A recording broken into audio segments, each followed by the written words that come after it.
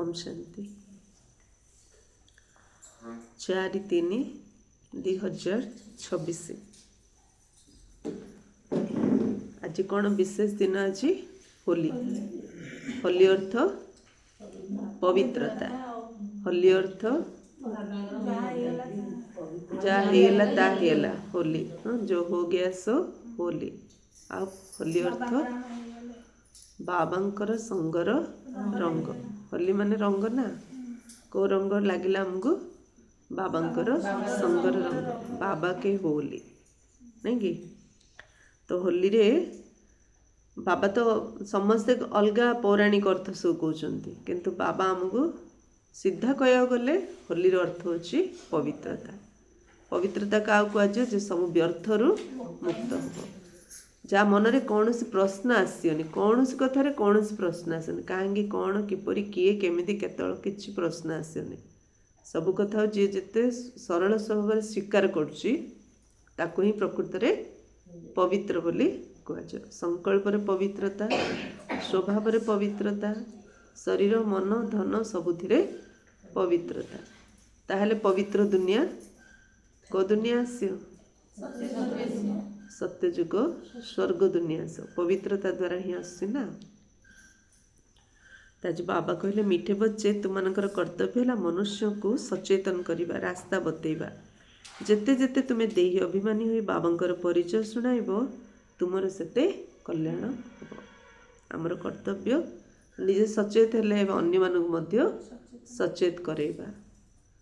सचेत कौन हेले मु शरीर नुह मु आत्मा। अन्य मानक मध्य कौन सचेतना दबा, शरीर नुह आत्मा। होलिकारे होलिका दहन करछन ना, कौन करछंती होलिकारे होलिका मरीगला मात्र प्रहलाद बंचीगला। सेमिति ताइरे गोटे पेड़ा करी पोड़ुचंती, से पेड़ाटा पोड़ी जाउची मात्र ता भीतर तारटा पोड़ुनी। अर्थ शरीर विनाशी आत्मा अविनाशी। आमे सचेत हियले सेमती अन्य मध्य सचेत करता, किंतु कहिला बेले बाबा कहले आत्माभिमानी स्थिति रहीकि समस्त आत्मज्ञान दियो, ताले निजर मध्य कल्याण हब, अन्य मानकर मध्य कल्याण हब। प्रश्न गरीब पिला माने निजर केउ विशेषता आधार रे धनी मानक ठारू मध्य आगो को बढ़ी जाउछंती। उत्तर गरीब मानक भितरे दान पुण्य करियार बहुत श्रद्धा रही थाए। 1 2 गरीब माने भक्ति मध्य बहुत श्रद्धापूर्वक करिथांती। 3 साक्षात्कार मध्य गरीब मानक ही होइथाए। धनी लोक मानक निजर धनर निशा लगी रही थाए। अर्थ धन को ताके सहारा कले, गरीब सहारा कले भगवान को, धनी सहारा कला धन को। तो सेथि पई गरीब पिला माने धनी मानक ठारू आगो को बढ़ी जाई थांते। मझे कौन छाड़े से द्वारा पाप मध्य अधिक होता है। जहाँ धनर निशा लगी ता द्वारा पाप मध्य अधिक हम। से गरीब पिला माने धनी मानक ठारू आगो को बढ़ी जाई थांते। 3टा विशेषता कौन कले, आमे समस्त धनी ना गरीब गरीब। तो विशेषता कौन कले, फास्ट दान पुण्य करिवार, दान पुण्य करिवारे श्रद्धा। द्वितीय रे भक्ति मध्य श्रद्धार करते। तृतीय रे साक्षात्कार मध्य गरीब मानक होता है। चतुर्थ रे गरीब पाखरे धन नाई, से धनर नशा नाई, से पाप मध्य तादर अधिक हबनी। से ज्ञान मार्ग मध्य से आगो को बढ़ी जाते। गीत अच्छी ओम नमः शिवाय। एबे निज निजे चेक करिया मते बाबार नशा अच्छी ना धनर नशा अच्छी नहीं कि। जहाँ बाबार नशा चढ़े सी आगा कौन कौन श्रीमत रे चलिकी आग को बढ़ी बढ़ी जीव। धनर नशा थिले पाप निश्चय हम। पुरुषार्थ रे आग को जाई परिबा नहीं, जति करछु संतुष्ट हो जाए नहीं कि। गीत अच्छे ओम नमः शिवाय। ओम शांति। किंतु मन रख धनर नशा थिले कौन हम।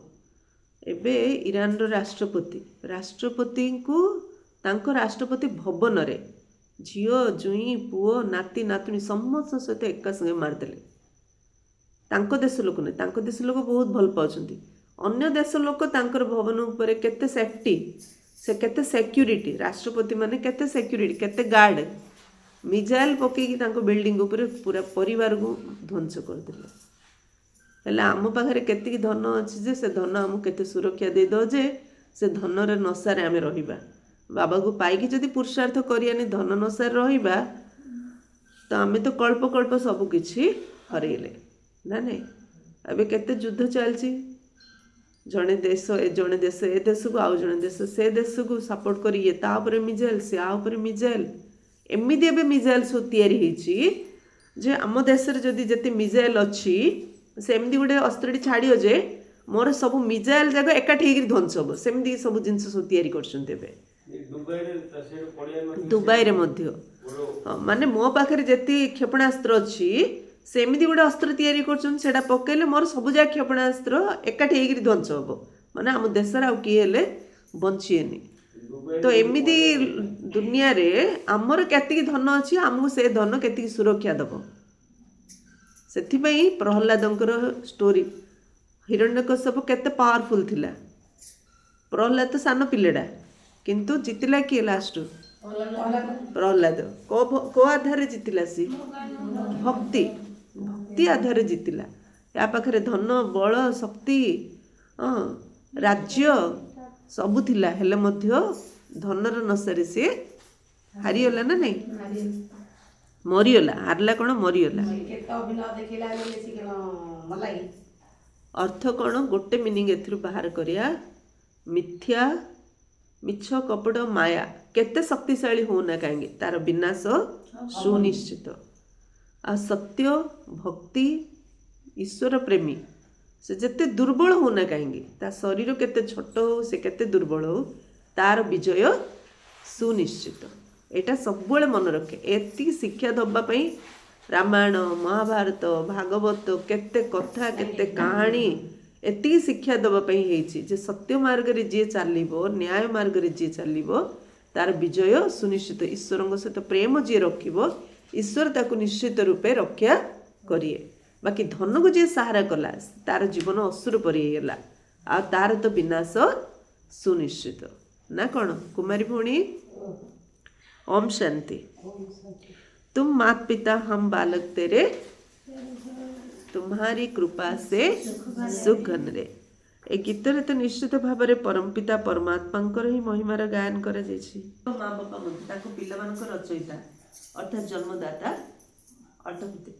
पारलौकिक पिता को रचयिता कहुचे बंधु सहायक यही बहुत महिमा गायन कर लौकिक पिता एत महिमा नहीं। लौकिक पिता कहे तुम्हें ही मोर बंधु तुम्हें ही मोर सहायक पिता तो पिता। परम पिता परमात्मा महिमा ही अलग। पिला माने ज्ञान सागर ज्ञानर भंडार कही महिमा कारण भितर समस्त ज्ञान का भितर बाबा भितर समस्त ज्ञान अच्छे आउ का भितर अच्छे कि ए पाठ पढ़ा कौन से पेट पोषिया नुह। बाबा जो पाठ पढ़ुंट ए पाठ पढ़ा पेट पोषिया नुह ज्ञानर सागर ज्ञानर भंडार कहुए। तेज निश्चित भाव में पाखे ज्ञान रही किंतु क्यों ज्ञान बाबा पाखे क्यों ज्ञान अच्छी आदि अंतर ज्ञान सृष्टि कहती ना। महिमा बिल्कुल अलग। शिव बाबा महिमा पूरा अलग श्रीकृष्ण महिमा पूरा अलग किंतु उभय भारतवासी अटंती। शिव बाबा भारत ही महिमा होची से शिव जयंती एठारे ही पालन कर। श्रीकृष्ण जयंती एवं गीता जयंती एठारे ही पालन कर। शिव जयंती ता सहित श्रीकृष्ण जयंती ता सहित गीता जयंती सबू एठी ही पालन होची। ए तीनोटी जयंती है मुख्य। अभी प्रश्न उठुची प्रथमे कार जयंती होइतिबो शिवंकर ना कृष्णंकर? शिवंकर ना। शिव आइले तो कृष्ण हे। मनुष्य तो बिल्कुल बाबा को भूली जाइछन। श्रीकृष्ण जयंती को बहुत स्नेहर सहित तो खूब धूमधाम रे पालन करछन्ति। होली का पे पालन करछन्ति? श्रीकृष्ण पालन करछन ना। तो श्रीकृष्ण उत्सव बड़ धूमधाम रे पालन करछन ना। होली कहीं पालन करछन्ति कहल? श्रीकृष्ण जाइए जशोदा माँ पाखे ଦୁଃଖରେ କହୁଛନ୍ତି ମା ମା ରାଧା କାହିଁ ଗୋରା ମୁଁ କାହିଁକି କଳା। ତୁ ତ ଗୋରା ବାପା ତ ଗୋରା ରାଧା ଏତେ ଗୋରା ମୁଁ କାହିଁକି ଏତେ କଳା ହେଲି। ତାର ଦୁଃଖ ଚେହେରାଟା ଦେଖିକିରି ତାଙ୍କ ମାଆଙ୍କୁ ବେଶୀ ହସ ଲାଗିଲା। କହିଲେ ଗୋଟେ କାମ କରେ ତୋ ସାଙ୍ଗମାନଙ୍କୁ ଧରେ କଲର୍ ସବୁ ରେଡ଼ି କରେ ଯାଇକିରି ରାଧା ମୁହଁରେ ବୋଳିଦେ। ବୋଳିଦେଲେ ତା ରଙ୍ଗ ତୋ ରଙ୍ଗ ସମାନ ହେଇଯାଉ ତୋତେ କିଏ ଚଳେଇବନି। ନା ମୋତେ ସମସ୍ତେ କାଳିଆ କାଳିଆ କହି ଚଳଉଛନ୍ତି ସମସ୍ତେ ଗୋରା ମୁଁ ଆଗା କଳା। ତ ମାଆଙ୍କର କଥା ଶୁଣିକିରି ଶ୍ରୀକୃଷ୍ଣ କ'ଣ କଲେ ସାଙ୍ଗସାଥି ଧରି ରାତି ସାରା ସବୁ ଫୁଲର ପାଖୁଡ଼ା ଯାହା ତୋଳିଲେ ପାଣିରେ ଫୁଟେଇକିରି କଲର୍ କରିଦେଲେ। ଆଉ ପାଖୁଡ଼ା କେତେ ଗୁଣ୍ଡ କରିଦେଲେ ସାଙ୍ଗସାଥି ହେଇ ସବୁ ଚାଲିଲେ ରାଧାଙ୍କ ରାଜ୍ୟକୁ। ଯାଇକି ତାଙ୍କ ମୁହଁରେ ବୋଳିଦେଲେ ମୁହଁରେ ଦେହରେ ବୋଳିଦେଲେ। ତାପରେ କହିଲେ ଦେଖେ ରାଧା ଏବେ କିଏ ଗୋରା କହ। ହେଲେ ରାଧା ଆଉ ଛାଡ଼ିଏ କି ରାଧା ମଧ୍ୟ ହାତରେ କୃଷ୍ଣଙ୍କୁ ବୋଳିଦେଲେ। ତ ଏ ରଙ୍ଗ କୋଉ ରଙ୍ଗ ପ୍ରକୃତରେ ପ୍ରେମର ରଙ୍ଗ। ଈଶ୍ୱରଙ୍କର ପ୍ରେମର ରଙ୍ଗ। ବାବା ଆସିର ଏତେ ଯେଉଁ ଜ୍ଞାନ ଦେଉଛନ୍ତି ତାକୁ ସ୍ଥୂଳରେ ଶ୍ରୀକୃଷ୍ଣଙ୍କ ସହିତ ସବୁ ଯୋଡ଼ି ଦେଉଛନ୍ତି। ଶିବ ଜୟନ୍ତୀ ବିଷୟରେ ସେତେ କାହାରିକୁ ଜଣା ନାହିଁ। ଆଜି କୃଷ୍ଣଙ୍କ ନାଁରେ ଯେତେ କରୁଛନ୍ତି ଶିବ ଜୟନ୍ତୀ ବିଷୟରେ କାହାକୁ ଏତେ ଜଣା କି ନା କୌଣସି ଗାଁ ଅଛି। ଶିବ ଆସି କ'ଣ କରୁଛନ୍ତି ତାଙ୍କର ଜୀବନ କାହାଣୀ ବିଷୟରେ କାହାକୁ ବି ଜଣା ନାହିଁ। ଶ୍ରୀକୃଷ୍ଣଙ୍କ ବିଷୟରେ ତ ବହୁତ କଥା ଲେଖିଦେଇଛନ୍ତି। ଗୋପୀମାନଙ୍କୁ ହରଣ କରିଥିଲେ ଏମିତି କରିଥିଲେ ସେମିତି କରିଥିଲେ। ଶ୍ରୀକୃଷ୍ଣଙ୍କର ଚରିତ୍ର ବିଷୟରେ ବିଶେଷ ଭାବେ ଗୋଟିଏ ପତ୍ରିକା ମଧ୍ୟ ବାହାରୁଛି କିନ୍ତୁ ଶିବଙ୍କର ଚରିତ୍ର ଆଦି କିଛି ବି ନାହିଁ। କାହିଁକି ଯାହା ସବୁ ସେବା କରୁଛନ୍ତି ଶିବ ବାବାଙ୍କର ସେବା ଲଗେଇଦେଲେ କାହା ନାଁରେ ଶ୍ରୀକୃଷ୍ଣଙ୍କ ନାଁରେ। ତେଣୁ ତାଙ୍କ ନାଁରେ ସବୁ ବର୍ଣ୍ଣନା କଲେ ଆଉ ଶିବ ବାବାଙ୍କ ବିଷୟରେ କାହାକୁ କିଛି ଜଣା ପଡ଼ିଲାନି। ଶ୍ରୀକୃଷ୍ଣଙ୍କର ଜୟନ୍ତୀ କେବେ ହେଲା ପୁଣି ଗୀତା ଜୟନ୍ତୀ କେବେ ହେଲା। ଶ୍ରୀକୃଷ୍ଣ ଯେତେବେଳେ ବଡ଼ ହେବେ ତେବେ ଯାଇ ତ ଜ୍ଞାନ ଶୁଣାଇବେ। ଶ୍ରୀକୃଷ୍ଣଙ୍କର ପିଲାଦିନକୁ ତ ଦେଖାଉଛନ୍ତି ଟୋକେଇରେ ରଖି ନଦୀ ସେପାରିକୁ ନେଇଗଲେ। ଟିକେ ବଡ଼ ଅବସ୍ଥାରେ ରଥ ଉପରେ ଛିଡ଼ା ହୋଇ ଚକ୍ର ଚଲାଉଥିବାର ଦେଖାଉଛନ୍ତି। ଶ୍ରୀକୃଷ୍ଣଙ୍କର ଏନା ସବୁ ଷ୍ଟୋରି। ଆଜି ହୋଲି ଶ୍ରୀକୃଷ୍ଣଙ୍କର ନା ତ ବାବା ଶ୍ରୀକୃଷ୍ଣଙ୍କ ବିଷୟରେ ସବୁ କହୁଛନ୍ତି। ସେତେବେଳେ ସେ 16-17 ବର୍ଷର ହୋଇଥିବେ। ଅଧିକ ଚିତ୍ର ବାଲ୍ୟ ଅବସ୍ଥାରେ ହିଁ ଦେଖାଉଛନ୍ତି। ତେବେ ଗୀତା କେବେ ଶୁଣେଇଲେ ସେ ସମୟରେ ତ ଶୁଣେଇ ନଥିବେ କାରଣ ଭାଗବତରେ ବର୍ଣ୍ଣିତ ଅଛି ଯେ ଅମୁକକୁ ହରଣ କଲେ ଏମିତି କଲେ ସେମିତି କଲେ। ଇଆଡ଼େ ଗୀତା ଶୁଣେଇବେ କିଏ ଶୁଣିବ ସେ ଗୀତା। ଜଣେ କାହାକୁ ଅପହରଣ କରୁଥିବ ସେତେବେଳେ ସେ ଗୀତା ଜ୍ଞାନ ଶୁଣେଇବ ହେଇପାରିବନି। ତେଣୁ ସେ ସମୟରେ ଜ୍ଞାନ ଶୁଣେଇବା ତ ଶୋଭା ପାଇବନି। ଜ୍ଞାନ ତ ସେତେବେଳେ ଶୁଣେ ଯେତେବେଳେ ବୃଦ୍ଧ ଅବସ୍ଥା ଆସିବ ଅର୍ଥାତ୍ ଅନୁଭବୀ ହବ ନାଇଁ କି। ଅନୁଭବୀ ଜଣେ ଜ୍ଞାନ ଶୁଣେଇଲେ ଭଲ ଲାଗିବ। ଆଉ ଜଣେ ଜଣକୁ ହରଣ କରୁଥିବ ଆଉ ଜ୍ଞାନ ଶୁଣଉଥିବ ସେ ବୟସଟା ଭଲ ଲାଗିବ କି। ଗୀତା ମଧ୍ୟ କିଛି ସମୟ ପରେ ଶୁଣେଇବେ। ତେବେ ଶିବ ଆସି କ'ଣ କଲେ ଏକଥା କିଛି ବି ଜଣା ନାହିଁ। ଶ୍ରୀକୃଷ୍ଣଙ୍କ ବିଷୟରେ ସବୁ ଲେଖିଦେଲେ। ଶିବ ଆସି କ'ଣ କଲେ ଏକଥା ଜଣା ନାହିଁ। ସମସ୍ତେ ଯେପରି ଅଜ୍ଞାନ ନିଦ୍ରାରେ ଶୋଇଯାଇଛନ୍ତି। ବାବା କହୁଛନ୍ତି ମୋର ଜୀବନ କାହାଣୀ ବିଷୟରେ କାହାକୁ ବି ଜଣା ନାହିଁ। ମୁଁ କ'ଣ କରିଛି ବାବା କ'ଣ କରୁଛନ୍ତି ଆମେ ତ ଜାଣିଛୁ। କ'ଣ କରୁଛନ୍ତି ବାବା ଆସି ପତିତମାନଙ୍କୁ ପାବନ କରୁଛନ୍ତି। ଯେତେବେଳେ ମୁଁ ଆସୁଛି ସେତେବେଳେ ମୋ ସହିତ ଗୀତା ମଧ୍ୟ ଅଛି। ମୁଁ ସାଧାରଣ ବୃଦ୍ଧ ଅନୁଭବୀ ଶରୀରରେ ଆସୁଛି। ଅନୁଭବୀ ଜ୍ଞାନ ଶୁଣିବ ନା ତ ବାବା କ'ଣ କଲେ ମୁଁ ଯେତେବେଳେ ଆସି ସାଧାରଣ ବୃଦ୍ଧ ଅନୁଭବୀ ଶରୀରରେ ଆସିରି ମୁଁ ଜ୍ଞାନ ଶୁଣଉଛି। ଶିବ ଜୟନ୍ତୀ ମଧ୍ୟ ତୁମମାନେ ଭାରତରେ ହିଁ ପାଳନ କରୁଛ। ଶ୍ରୀକୃଷ୍ଣ ଜୟନ୍ତୀ ଗୀତା ଜୟନ୍ତୀ ଏଇ 3ଟି ହେଲା ମୁଖ୍ୟ। ରାମଙ୍କର ଜୟନ୍ତୀ ପରେ ହେଉଛି। ବର୍ତ୍ତମାନ ସମୟରେ ଯାହା କିଛି ହେଉଛି ପରେ ତାହା ପାଳନ କରାଯାଇଥାଏ। ସତ୍ୟଯୁଗ ତ୍ରେତା ଯୁଗରେ ଜୟନ୍ତୀ ଆଦି ପାଳନ ହୁଏ ନାହିଁ। ସୂର୍ଯ୍ୟବଂଶୀ ସତ୍ୟଯୁଗରେ ତ୍ରେତା ଯୁଗରେ କାହାର ଜୟନ୍ତୀ ପାଳନ ହେଉଛି କି ନା। ସୂର୍ଯ୍ୟବଂଶୀମାନଙ୍କ ଠାରୁ ଚନ୍ଦ୍ରବଂଶୀମାନେ ଉତ୍ତରାଧିକାରୀ ହିସାବରେ ସମ୍ପତ୍ତି ନେଇଥାନ୍ତି। ସେଠାରେ ଆଉ କାହାର ମହିମା ନାହିଁ। କେବଳ ରାଜାମାନଙ୍କର ରାଜ୍ୟ ଅଭିଷେକ ପାଳନ କରୁଥିଲେ। ସତ୍ୟଯୁଗରେ କ'ଣ ପାଳନ କରିବେ ରାଜାମାନଙ୍କର ରାଜ୍ୟ ଅଭିଷେକ ପାଳନ କରିବେ। ବାକି ଏସବୁ ଉତ୍ସବ ଥିବ କି କାହାର ଜୟନ୍ତୀ କିଛି ପାଳନ କରିବେ। ବାର୍ଥଡେ କାହାର ପାଳନ କରିବେ କିନ୍ତୁ ରାଜ୍ୟ ଅଭିଷେକ ଜନ୍ମଦିନ ତ ଆଜିକାଲି ସମସ୍ତେ ପାଳନ କରୁଛନ୍ତି। ତାହା ତ ସାଧାରଣ କଥା। ଶ୍ରୀକୃଷ୍ଣ ଜନ୍ମ ହେଲେ ବଡ଼ ହେଲେ ପରେ ରାଜକାର୍ଯ୍ୟ ଚଳାଇଲେ ଏଥିରେ ମହିମା କରିବାର ତ କୌଣସି କଥା ହିଁ ନାହିଁ। ରାଜକୁମାର ବଡ଼ ହେଲେ ରାଜା ହେବ ଏଥିରେ ମହିମା କରିବାର କ'ଣ ଅଛି। आजिकाली सिना राजकुमार माने खराब कर्म करछंती द्वापर जुगड़ू सत्य त्रेतारे सबु राजकुमार श्रेष्ठ चरित्रवान थिले पवित्र थिले तो एथिरे महिमा कौन जन्म हेले बड़ हेले राजगादी बसले राजा हेले सत्य जुग त्रेता जुगरे सुखर राज्य चलता है से राज्य केबे किपरि स्थापना हला ता तुम मानक बुद्धि अच्छी केबे स्थापना होची एबे स्थापना होची केमदी स्थापना होची बाबा आसी स्थापना करोचंते बाबा न आसले ज्ञान जोग करि परियो बाबा कहते पिला माने मु कल्प कल्पर संगम जुगरे आसुची कली जुगर शेष है पति दुनिया सत्य जुगर आरंभ होची पवित्र दुनिया मु तुमर पिता तेणु तुम मानक संपत्ति निश्चित देवी बाबा कहते मु तुमर पिता ना तेणु तुमको संपत्ति निश्चित देवी कल्प पूर्वर मध्य तुमको वर्षा देइथिले से तुमने शिव जयंती पालन करि आस किंतु मोर नाम को भूली जिबा कारणरु श्रीकृष्णकर नाम लिखि देइछ शिव बाबा ही सर्वश्रेष्ठ अटंती ना प्रथमे तो तांकर जयंती हेबो तापर जाय साकार मनुष्य मानकर जयंती हेबो वास्तव रे आत्मावंत समस्त ऊपर ओल्लेइछंती शांति भौणी कोठु आसले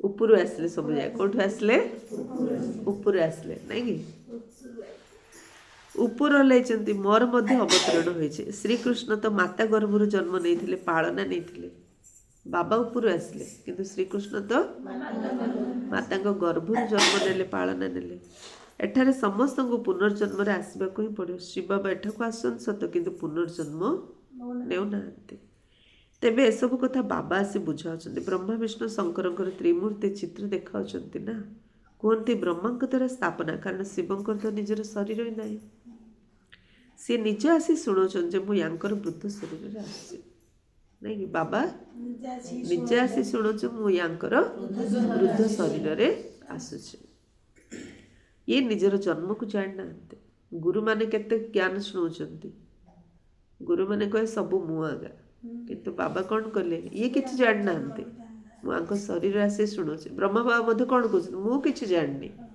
शिव बाबा केतल आसुँच केतल जाऊँ मत जना नहीं ए ज्ञान मत कि जना नहीं मु तो खोजुली आश्चर्य लगिला यांकर बहुत जन्मर यह शेष जन्म अटे तो प्रथम प्रथम बुझेबा पड़ो जे शिव जयंती बड़ ना श्रीकृष्ण जयंती बड़ जदि श्रीकृष्ण ही गीता शुणाउछंती तेबे गीता जयंती तो तांको जन्मर बहुत वर्ष पर हेबा उचित कारण श्रीकृष्ण बड़ हेबे यह सब बुझीबार कथा ना श्रीकृष्ण जयंती सहित गीता जयंती पालन कर जन्म हो कि गीता शुणे होगी तो पर शुणे कथा किंतु वास्तव में शिव जयंती पर तुरंत गीता जयंती आस ए पॉइंट को मत बुद्धि रखा हम पॉइंट तो अनेक अच्छे जहाँ नोट न कले मन रही केते पॉइंट बाबा कहते खातार न लिखले मन रही सहज लगुच मात्र सब क्लास सरला भूली जाऊँ सहज आगा मात्र क्लास सरला सब भूली जाऊँ ब्रह्मा बाबा तांकर केते निकटरे अच्छे रथ मध्य अटंती किंतु सी मध्य कहते समय अनुसार सब पॉइंट मन पड़ज बहुत कष्टकर कथा शुणी समय अनुसार से सब पॉइंट मन पड़ो यहाँ बहुत कष्ट जदि लिखि लिखि कष्ट है पेजटा उल्टे पढ़ीदेवा आम मनटा पूरा रिलैक्स लगुच बाबा बुझाऊँ समस्त प्रथम दुई जन पिता रहस्य बुझा श्री बाबा जयंती पालन करा तेज निश्चित भाव से एठाक आसुवे जपरी जीशुख्रीष्ट बुद्धदेव आसे निजर धर्म स्थापन करे से आत्मा ही अटंती जी कि अन्यर शरीर प्रवेश करी धर्म स्थापना कर सबु धर्म पिता माने आत्मा माने अन्य शरीर प्रवेश करी धर्मर स्थापना कर ए रहस्य केवल बाबा ही आसी बुझुचन ना ए रहस्य कण आम आगुड़ जानी ये हेले हेवनली गॉड फादर अर्थात स्वर्गीय ईश्वर पिता सृष्टि रचयिता तेज निश्चित नुआ सृष्टि रचना करेंगे सी के पुराणा सृष्टि रचना करेंगे कि नुआ सृष्टि को स्वर्ग कह जाए पुराणा सृष्टि को नरक एवं समस्त कौटी अच्छु आम नरक ए नरक कौन टंका थे स्वर्ग हो नरक तो नरक है ना एबे हला नरक बाबा कौन मु कल्प कल्पर संगम जुगर आसी तुम मन राजयोगर ज्ञान दूची। यह भारतर प्राचीन जोग। तेबे सही जोग किए शिखाई? श्री बाबा नाम को तो गुप्त कर देइछन्ति। प्रथमे तो कहउछन गीतार भगवान श्रीकृष्ण आ विष्णु आदि नाम दे दउछन्ति। वास्तव में श्री बाबा ही राजयोग शिखाई ना ना श्रीकृष्ण ना विष्णु। गीता ज्ञानदाता शिव बाबा। एक क्या जन नहीं। शिव जयंती को निराकार जयंती रूप ही देखा से किपरि आसले आसी कौन कले। सी तो समस्त सद्गतिदाता मुक्तिदाता गाइड अर्थात पथ प्रदर्शक अटंती। कौन महिमा बाबांकर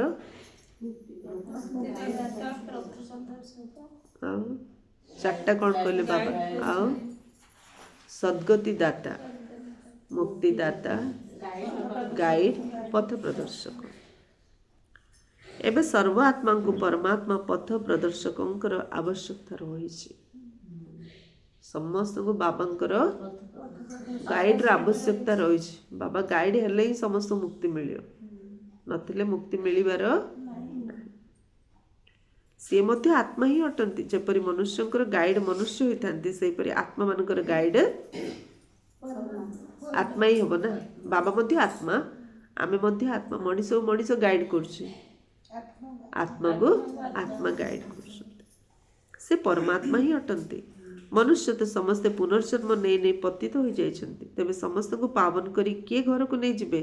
बाबा कहउछन मु ही आसी पावन हेबार उपाय कहूछि तुम माने मते मने पकाओ। श्रीकृष्ण तो एक कथा कहि परिबे नाही जे देहर सब संबंध को छाड़ निजर देह अछि निजे देहधारी मानक सहित रहुछन्ति से कहि परिए कि देह सहित देहर सब संबंध छाड़। एक कथा तो केवल निराकार ही कहि परिए ना। कारण सी तो निजे 84 जन्म नहीं सबु प्रकार संबंध आसती। बाबा को तो निजर शरीर नाही। तुमको आत्मिक यात्रा बाबा ही सिखाऊ।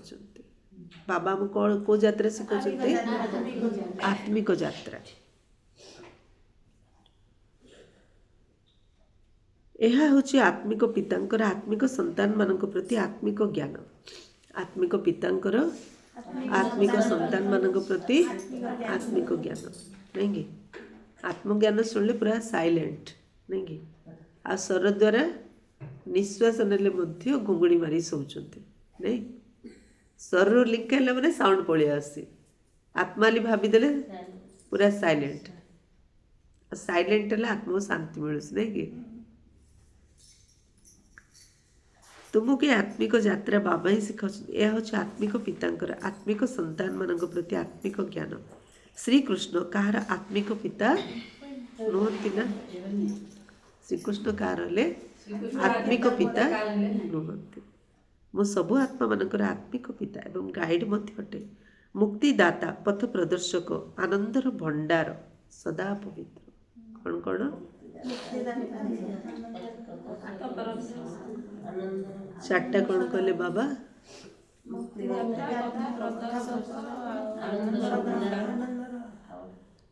सदा सदा पवित्र मुक्तिदाता आनंदर भंडार पथ प्रदर्शक सदा पवित्र। बाबांकर महिमा आज बाबा कौन कहउछन नोट करी सबु किछि मो पई ही कुआ जाउछि। एबे मु एई शरीर द्वारा तुम आत्मा माननकु ज्ञान दउछि। तुमे मध्य शरीर द्वारा ज्ञान ग्रहण करछ नहीं कि सी हेले गॉड फादर। सी निजर रूप संबंध मते बतैछन्ति जेमिति आत्मा बिंदु सेमिति परमात्मा मध्य बिंदु अटे। यह मध्य नियति अटे ना। एते छोट तारका सदृश आत्मा भितर 84 जन्मर पार्ट भरी हेकी रही। वास्तव में यह कोई सबुठारु बड़ प्राकृतिक कथा कुआ जीवो। यह ही नियति अटे। बाबांकर मध्य ड्रामार पार्ट रही जी कि भक्ति मार्ग मध्य तुमर सेवा करछन्ति। तुम आत्मा 84 जन्मर पार्ट अविनाशी अटे। यह कोई कुआ नियति। यार वर्णना किपरि कराଯିव। आत्मा एते छोट एक कथा शुणी आश्चर्य होचन्ति। आत्मा मध्य तारका सदृश किंतु संपूर्ण 84 जन्म भोग कर। एते छोट आत्मा संपूर्ण 84 जन्म भोग कर। सुख मध्य संपूर्ण भोग करिवो। यह ही प्रकृति अटे। ସୁଖ ମଧ୍ୟ ସମ୍ପୂର୍ଣ୍ଣ ଭୋଗ କରିବେ। ଏହା ହିଁ ପ୍ରକୃତି ଅଟେ। ବାବା ମଧ୍ୟ ଆତ୍ମା ହିଁ ଅଟନ୍ତି, କିନ୍ତୁ ସିଏ ହେଲେ ପରମାତ୍ମା। ତାଙ୍କ ଭିତରେ ସୃଷ୍ଟିର ସବୁ ଜ୍ଞାନ ଭରି ହେଇ ରହିଛି, ଯାହାକି ପିଲାମାନଙ୍କୁ ବୁଝାଉଛନ୍ତି। ବାବାଙ୍କ ଭିତରେ ଯେଉଁ ଜ୍ଞାନ ଅଛି ବାବା ଆସିକି ପିଲାମାନଙ୍କୁ ବୁଝାଉଛନ୍ତି। ଏସବୁ ହେଲା ନୂଆ କଥା। ନୂଆ ଲୋକମାନେ ଶୁଣିଲେ କହିବେ ଏମାନଙ୍କର ଜ୍ଞାନ କ'ଣ ଶାସ୍ତ୍ର ପୁରାଣରେ ତ ନାହିଁ, କହିବେ ନା ନାହିଁ। ତମେ ଯେଉଁ ଜ୍ଞାନ ଶୁଣୁଛ କାହିଁ କେଉଁଠି ଲେଖା ହେଇଛି କହିଲ? କେଉଁଠି ତ ଲେଖା ହେଇନି। କିନ୍ତୁ ଯେଉଁମାନେ କଳ୍ପ ପୂର୍ବେ ଶୁଣିଥିଲେ ବର୍ଷା ନେଇଥିଲେ ସେଇମାନେ ହିଁ ଏଠାକୁ ଆସୁଛନ୍ତି। ଧୀରେ ଧୀରେ ବୃଦ୍ଧି ପ୍ରାପ୍ତ ହେଉଛି। ଏଥିରେ ସମୟ ଲାଗୁଛି। ପ୍ରଜା ମଧ୍ୟ ଅନେକ ହେଉଛନ୍ତି। ସମୟ ଲାଗୁଛି, ପ୍ରଜା ମଧ୍ୟ ଅନେକ ହେଉଛନ୍ତି। ତାହା ତ ବହୁତ ସହଜ, କିନ୍ତୁ ରାଜା ହେବାର ବହୁତ ପରିଶ୍ରମ ରହିଛି। ଜ୍ଞାନ ଶୁଣିଦେଲେ କ'ଣ ହେଇଗଲେ ପ୍ରଜା, ସେଇଟା ତ ପୁରା ସହଜ। କିନ୍ତୁ ରାଜା ହେବା ପାଇଁ ତ ବାବାଙ୍କ ଶ୍ରୀମତରେ ଚାଲିବାକୁ ପଡ଼ିବ। ଶ୍ରୀମତ ନ ଚାଲିଲେ ହେବା କି ରାଜା? ନା।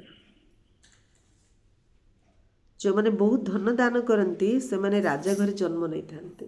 ଦୁନିଆରେ ରାଜା କେଉଁମାନେ ହେଉଛନ୍ତି? ଯେଉଁମାନେ ଧନ ଦାନ କଲେ ରାଜା ଘରେ ଜନ୍ମ ନିଅନ୍ତି। ଏଇଠି କେଉଁମାନେ ରାଜା ହେବେ? ଯିଏ ଶ୍ରୀମତରେ ଚାଲିବ। ଏଇଠି ଯିଏ ବେଶୀ ଧନ ଦାନ କରିବେ ସେ କ'ଣ ହବ? ସାହୁକାର ହବ। ଗରିବମାନେ ମଧ୍ୟ ନିଜର ଶକ୍ତି ମୁତାବକ ଯାହା କିଛି ଦାନ କରିଥିବେ ସେଥିରେ ସେମାନେ ମଧ୍ୟ ରାଜା ହେବେ, ନାଇଁ କି? ଶକ୍ତି ମୁତାବକ ଯେ ଦାନ କରୁଛନ୍ତି ସେ ରାଜା ହେବେ। ଗୋଟେ ହେଲା ଶକ୍ତି ମୁତାବକ, ଆଉ ଗୋଟେ ହେଲା ଇଚ୍ଛା ମୁତାବକ।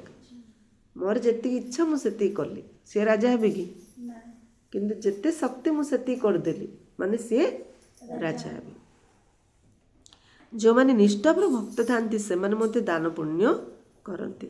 ସାହୁକାରମାନଙ୍କ ଦ୍ୱାରା ପାପ ମଧ୍ୟ ଅଧିକ ହେଉଥିବ, କିନ୍ତୁ ଗରିବଙ୍କ ଭିତରେ ଭଗବାନଙ୍କ ପ୍ରତି ବହୁତ ଶ୍ରଦ୍ଧା ଥାଏ। ସେମାନେ ବହୁତ ସ୍ନେହର ସହିତ ଅଳ୍ପ କିଛି ବି ଦାନ କରିଦେଲେ ମଧ୍ୟ ତାଙ୍କୁ ବହୁତ ମିଳିଥାଏ, କାହିଁକିନା ତାଙ୍କେ ଶ୍ରଦ୍ଧାରେ ଦାନ କରୁଛନ୍ତି। ଯେ ଯେତିକି ବି ଦାନ କରୁଛି ଶ୍ରଦ୍ଧାରେ କଲେ ତାଙ୍କୁ ବହୁତ ମିଳୁଛି। ବହୁତ ଅଧିକ ଦେଉଥିବ ମାତ୍ର ଅହଙ୍କାର ଆଣୁଥିବ, ତାକୁ ମିଳିବନି। କାହିଁକି? ତାର ଫଳ ସେ ଏଇଠି ହିଁ ଖାଇଦେଲା। ଗରିବମାନେ ଭକ୍ତି ମଧ୍ୟ ବହୁତ କରନ୍ତି, କହନ୍ତି ଦର୍ଶନ ଦିଅ ନଚେତ୍ ଗଳା କାଟିଦେବୁ। ସାହୁକାର ପରି କହିବେନି, ଦର୍ଶନ ନଦେଲେ ଗଳା କାଟିଦେବୁ କହିବେ ସାହୁକାର। ସାକ୍ଷାତକାର ମଧ୍ୟ ଗରିବକୁ ହିଁ ହୋଇଥାଏ ଏବଂ ସେଇମାନେ ଅଧିକ ଦାନ ପୁଣ୍ୟ କରିଥାନ୍ତି। ରାଜା ମଧ୍ୟ ସେଇମାନେ ହୋଇଥାନ୍ତି। ପଇସା ବାଲା ଲୋକଙ୍କୁ ତ ବହୁତ ଅହଙ୍କାର ଥାଏ, ନାଇଁକି?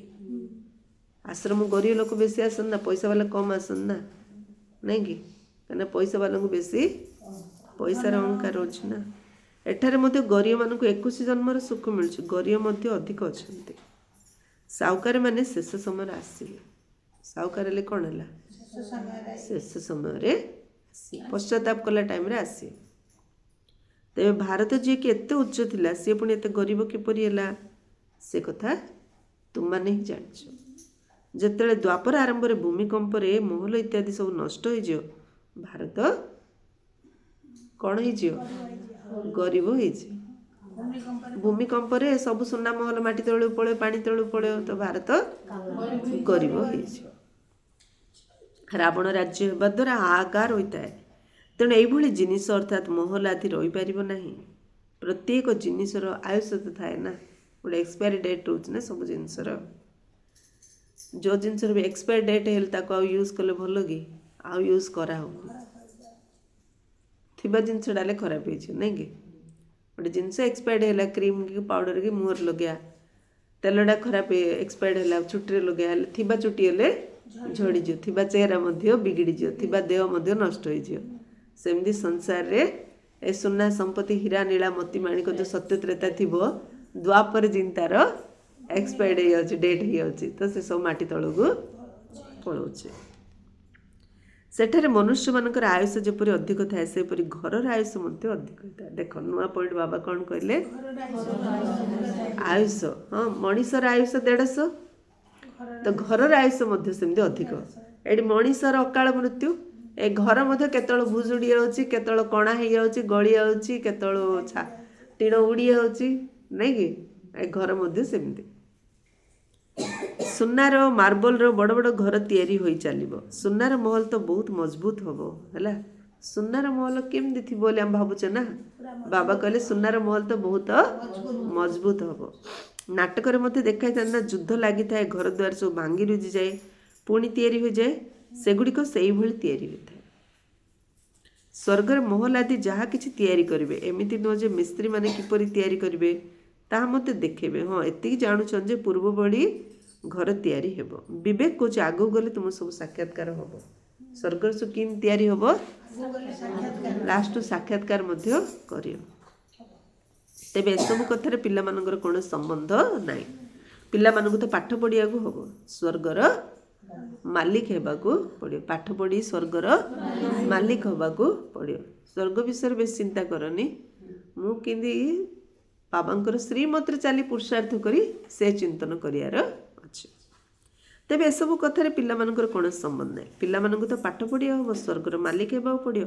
स्वर्ग एवं नरक तो अनेक थर पास होइछि एबे स्वर्ग एवं नरक उभय पास हो जाइछि एबे होछि संगम जुग जे बाबा पाइला तापेड़ा स्वर्ग नहीं कि नरक नहीं आम पाई संगम जुग सत्य जुगर ज्ञान रहिबो नहीं वर्तमान तुम मानक पूरा ज्ञान मिली लक्ष्मी नारायण को यही ज्ञान किए देइथिला से कथा भी तुम माने जानुच एमाने संपत्ति काहाठारु पाइथिले से माने एठारे पाठ पढ़ी स्वर्गर मालिक होचंदी पुणी सेठार जाई महल आदि तैयारी करिए सर्जन बा डाक्तर माने मध्य बड़ बड़ डाक्तरखाना तैयारी करथांती ना बाबा पिला मानकु दिन को दिन ज्ञान नुआ नुआ पॉइंट शुणाउछंती तुमर धंदा है मनुष्य मानकु सचेतन करने रास्ता देखा नहीं कि जपरी बाबा केते स्नेह बसी बुझुंट एथिरे देह मान कौन कथा नहीं क्या ज्ञान शुणी कार नुकसान करनु ना से ज्ञान शुणापी देह मान आने हमनी बाबा जमी स्नेह आमको बुझुंट आम सेमती अन्य मानू स्नेह बुझार अच्छी बाबा केबे भी हेले देह अभिमान हो पारे ना तुमको देही अभिमानी हेबार परिश्रम करिया पड़ुछ बाबा केबे देह अभिमान रोना आमे केबे देही अभिमानी होने आम देही अभिमानी हवा परिश्रम करिया पड़ुछ केते परिश्रम कले जाकि देही अभिमानी स्थिति आसना छोट मोट कथार चेहरा फिका पड़ जाऊँच नहीं कि संगे संगे फेस चेंज हो नहीं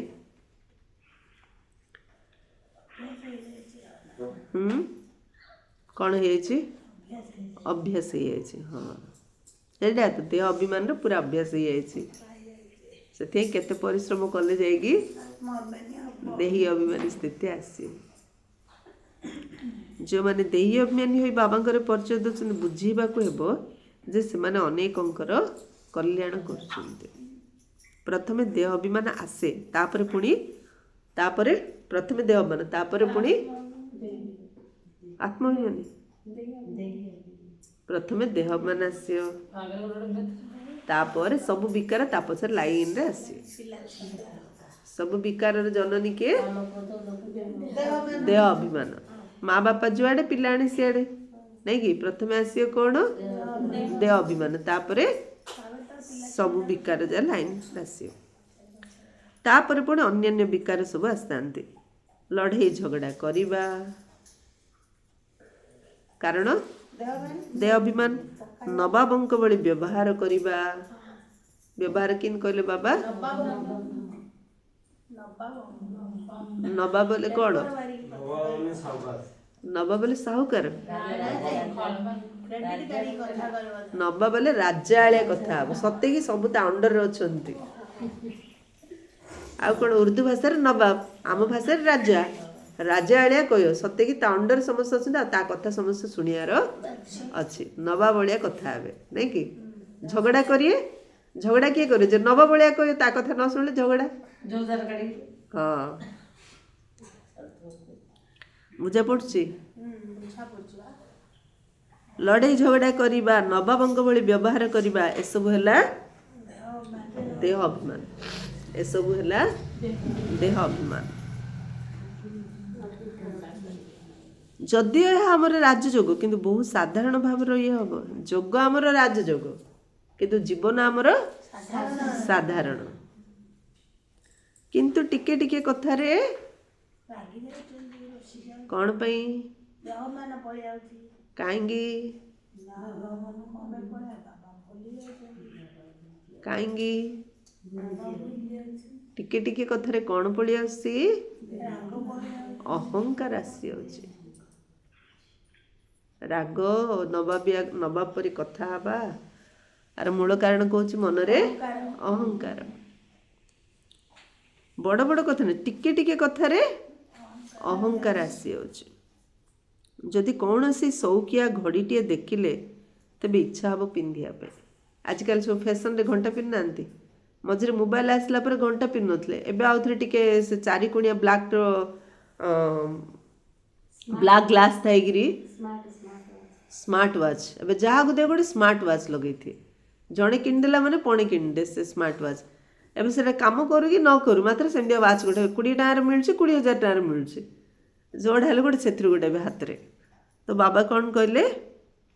ସଉକିଆ ଘଡ଼ିଟିଏ ଦେଖିଲେ ତେବେ ଇଚ୍ଛା ହେବ ପିନ୍ଧିବା ପାଇଁ, ମନ ଭିତରେ ବିଚାର ଚାଲିବ, ଏହାକୁ ମଧ୍ୟ ଦେହ ଅଭିମାନ କୁହାଯାଏ। ଯଦି ବହୁତ ଭଲ ଦାମୀ ଜିନିଷ ରଖିବ ତେବେ ତାର ମଧ୍ୟ ଯତ୍ନ ନେବାକୁ ପଡ଼ିବ। କଷ୍ଟଲି ଜିନିଷ ଯଦି ପାଖରେ ରଖିବ ତାହେଲେ ତାର ସେତେ ଯତ୍ନ ମଧ୍ୟ ନେବାକୁ ପଡ଼ିବ ନା ନାହିଁ। ତା ମନଟା କେଉଁଠି ଯାଇଥିବ, ସେ ଜିନିଷ ପାଖରେ ରହିବ ନା ନାହିଁ। ଯଦି ହଜିଗଲା ତେବେ ମନ ବ୍ୟସ୍ତ ହେବ, ଆଉ ମନକୁ ଶାନ୍ତି ମିଳିବ କି? ଏତେ କଷ୍ଟଲି ଜିନିଷ ଯଦି ହଜିଯିବ ମନଟା ବ୍ୟସ୍ତ ହେବ ନା ନାହିଁ।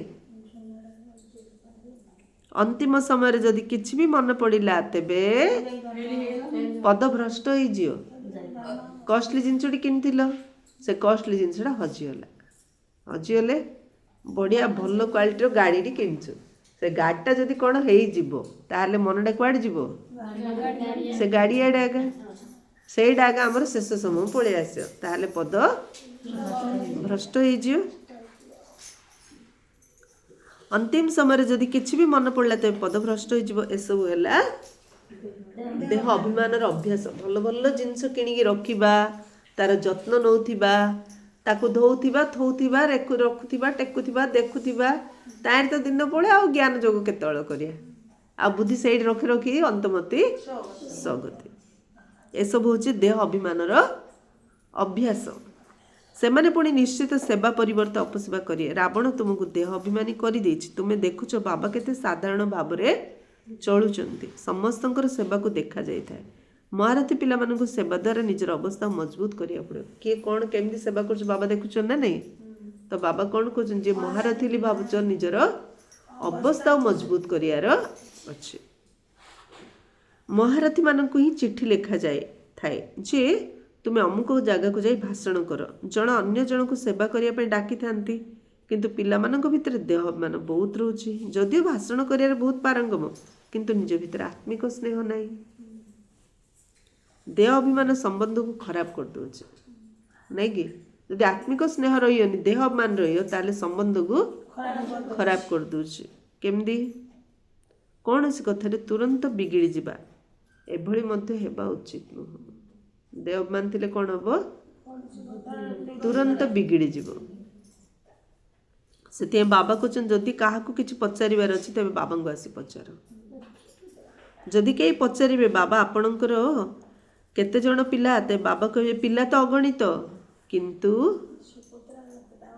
କିନ୍ତୁ କେହି କୁପୁତ୍ର କେହି ସୁପୁତ୍ର ମଧ୍ୟ ଅଛନ୍ତି। ଯେ କଥା କଥାରେ ବିଗିଡୁଛି, ସେ ବାବାର କି ପିଲା? କୁପୁତ୍ର, ନାଇଁ କି? ତେବେ ଏଭଳି ବାବାଙ୍କର ତ ଆଜ୍ଞାକାରୀ ବିଶ୍ୱସ୍ତ ହୋଇ ରହିବା ଉଚିତ ନା। ବାବାଙ୍କର କେମିତି ପିଲା ହବାର ଅଛି? ଆଜ୍ଞାକାରୀ ଆଉ ବିଶ୍ୱସ୍ତ। ନିଜେ ଚେକ୍ କରିବା, ମୁଁ ବାବାଙ୍କର ଆଜ୍ଞାକାରୀ ଆଉ ବିଶ୍ୱସ୍ତ। ଆଖି ବନ୍ଦ କରି ମୋ ଉପରେ ଜଣେ ବିଶ୍ୱାସ କରିପାରିବେ ବାବା? ମୁଁ ବାବାଙ୍କର ଯେ ଆଜ୍ଞାକାରୀ ସେ ବିଶ୍ୱସ୍ତ, ଯେ ଆଜ୍ଞାକାରୀ ନାହିଁ ସେ ବିଶ୍ୱସ୍ତ ନାହିଁ। ଠିକ ନା ନାହିଁ? ତ ସେଥିପାଇଁ ଯଦି ଆଜ୍ଞାକାରୀ ବିଶ୍ୱସ୍ତ ହେଲେ ତାହେଲେ ବାବାର ସୁପୁତ୍ର, ନଥିଲେ କୁପୁତ୍ର। ପିଲା ତ ମୋର ବହୁତ ଅଛନ୍ତି, ସମସ୍ତେ ମୋର ପିଲା ଆଗା, ମାତ୍ର ତା ଭିତରେ ଯେ ଆଜ୍ଞାକାରୀ ବିଶ୍ୱସ୍ତ ସିଏ ସୁପୁତ୍ର। ଯେ ଆଜ୍ଞାକାରୀ ନାହିଁ, ଯେ ବିଶ୍ୱସ୍ତ ନାହିଁ, ଯାହା ଉପରେ ବିଶ୍ୱାସ କରାଯାଇ ପାରିବ ନାହିଁ, ସିଏ ହେଲା ପୁତ୍ର। କହିଦେବ କି ତମେ ମୋ ପିଲା ନାହିଁ ଏଲିରି? ନିଜର 4ଟା ପିଲା ଥିବେ, ମୋ ପିଲା ନାହିଁ ବୋଲି କହିଦେବ କି? ହଁ, ସେ ପିଲା ଗଣିବା ପାଇଁ ଆଙ୍ଗୁଠିରେ ପିଲା ମୋର, ଆଉ କ'ଣ? କହିବା से मोर पिला इनके कहिए ना नहीं आज आज्ञाकारी तो ता ना कहले बापा माँ केते खुशी होती ना नहीं। अच्छा, मीठे मीठे सिकिले थे बच्चों प्रति माता पिता बाप दादा का याद प्यार और गुड मॉर्निंग। रूहानी बाप की रूहानी बच्चों को नमस्ते। हम रूहानी बच्चों की रूहानी बाप दादा को याद प्यार गुड मॉर्निंग और नमस्ते नमस्ते नमस्ते। सदा रहो हंसते हंसते बन जाएंगे फरिश्ते।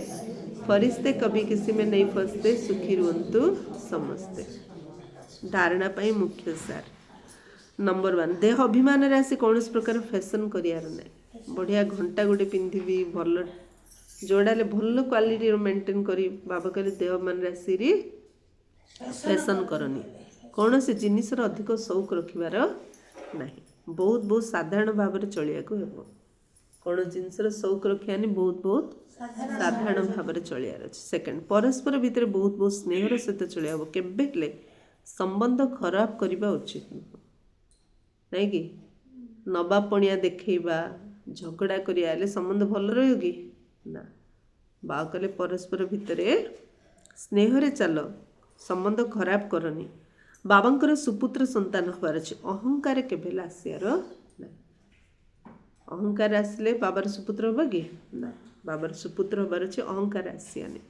वरदान निज भाग्य एवं भाग्य विधातांकर गुणगान करथिबा सदा प्रसन्नचित भव। भाग्य एवं भाग्य विधातांकर गुणगान करथिबा सदा प्रसन्नचित भव। समस्त ब्राह्मण पिला मानकु जन्म हेबा मात्र के जन्मसिद्ध अधिकार उपरे कौन मिलुची जन्मसिद्ध अधिकार उपरे आम कौन मिलुची कौन संपत्ति मिलुची ताज तिलक तख्त। बाबार हेले माने आमको मुकुट सिंहासन तिलक जन्मसिद्ध अधिकार उपरे प्राप्त होची।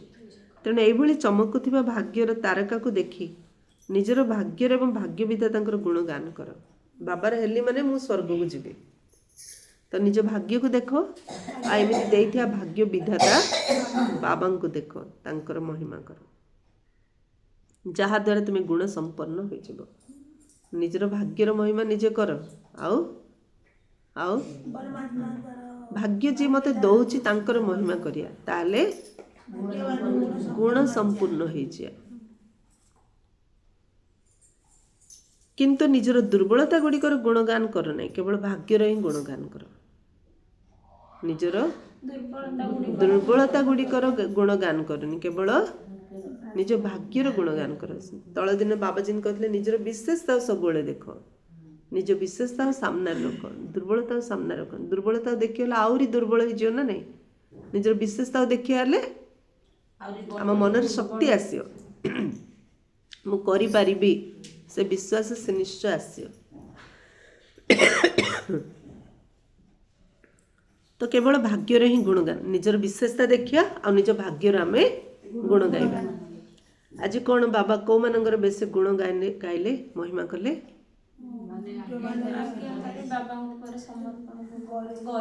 गरीब मानकर आज बाबा गुण गाइले।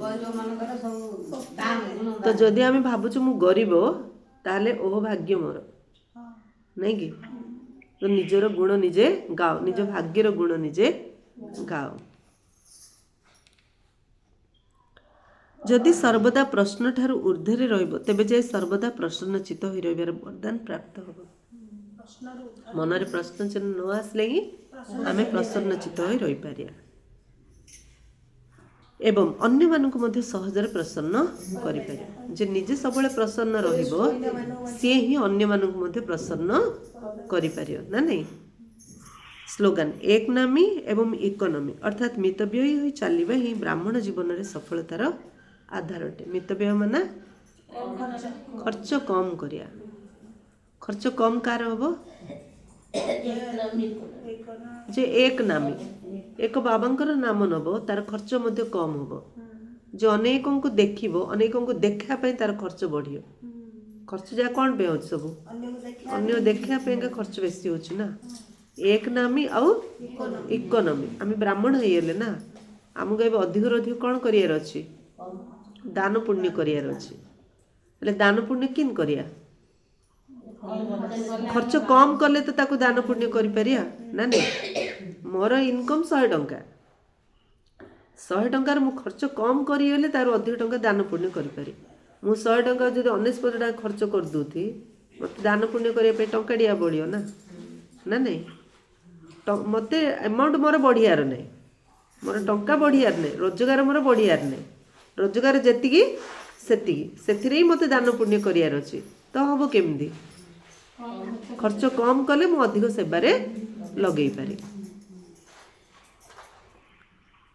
ताहले जीवन रे सफलता प्राप्त होबो खर्च कम करी जदि अधिक दान पुण्य करिया ताहले जीवन रे सफलता मिलियो काहेकि चरित्र माने एक्चुअली का को जाउछि मु आज भाबुथली दीटा गुण गोटे हला काम विकार ऊपर जे विजय प्राप्त करियो द्वितीय हला लोभ ऊपर जे विजय प्राप्त करियो जा पारे लोभ अछि से केबे कार सहयोगी होबनी से सबुड कलेक्शन करिया लक्ष्य रखियो तो ताकू चरित्रवान को आजीबनी आ विकारी तो विकारी तार तो दृष्टि वृत्ति सबुले चंचल से तो गला मूलरू गला लोभ आ काम विकार ए दीटा जा पाखरे ए दीटा जे जीति जीवो एक्चुअली सी ही बाबांकर आज्ञाकारी आ विश्वस्त हो पारियो आ सी ही बाबांकर सुपुत्र हो पारे ताकू ही जीवन रे सफलता मध्य प्राप्त हो पारियो अव्यक्त इशारा निश्चर मूलदुआ को मजबूत करी सर्वदा निर्भय एवं निश्चिंत रहो मार्च मास कौन चलছে अव्यक्त इशारा निश्चय बाबांक ऊपर निश्चय चार रहिबो से निर्भय आ निश्चिंत रहिबो निश्चय सर्वदा निश्चिंत ही करता है कौन कहले बाबा देखो बाबा घर पळि आसले निश्चिंत हेले से केते बढ़िया निद लाउची एबे आगे तुम घर अणु पठेदेले आउ निद लागियोनी कहीं आड़ी निश्चिंत नहीं चिंता लगे से चिंता को आउ निद आसेली कहले निद आसियोनी से बाबा कौन कहले निश्चय सर्वदा निश्चिंत ही करिथा एवं जे सर्वदा निश्चिंत स्थिति रही कार्य करता है से सबुथिरे सफलता प्राप्त करता है जे निश्चिंत रही कार्य करियो से सबुथिरे सफलता प्राप्त करियो कहीं ना निश्चिंत स्थिति रे बुद्धि यथार्थ निर्णय नहीं था कौन पे निश्चिंत स्थिति रे बुद्धि ठीक निर्णय नब तेबे यथार्थ निश्चय आधार है निश्चय बुद्धि निश्चिंत बुद्धि से भाविबार मध्य आवश्यकता न था यथार्थ निश्चय आधार है निश्चय बुद्धि निश्चिंत बुद्धि से भाविबार मध्य आवश्यकता न था अच्छा ओम शांति।